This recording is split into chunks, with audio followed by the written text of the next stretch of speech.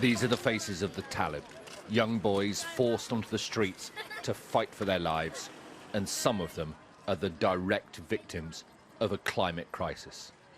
They have been sent by their families from their homes in rural villages all over West Africa to learn the Quran at religious schools in the towns and cities.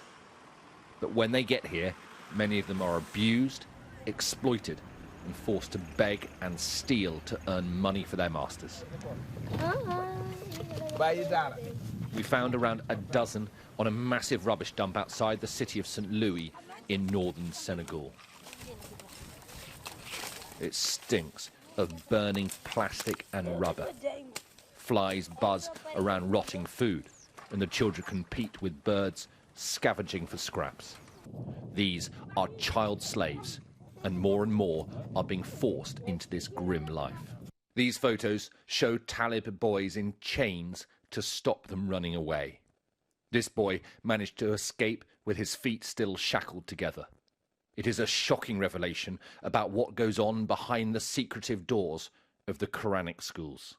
We're with a small organisation that patrols after dark, looking for the boys sleeping rough. Some have fled the abuse.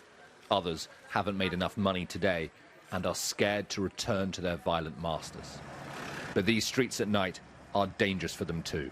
Many are raped or physically abused, and the police just turn a blind eye to it.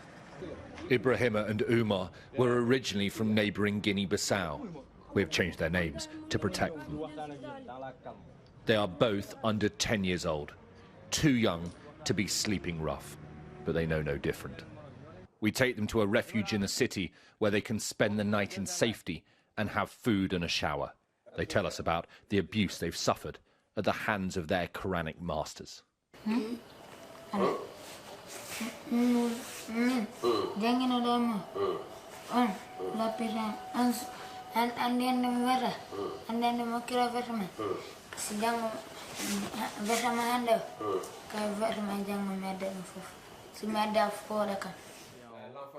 They're here because their families cannot feed them. Climate change has destroyed the countryside they grew up in.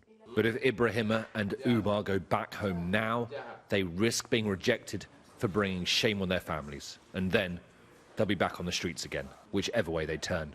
There is no escape. Alistair Bunkle, Sky News, St. Louis in Senegal.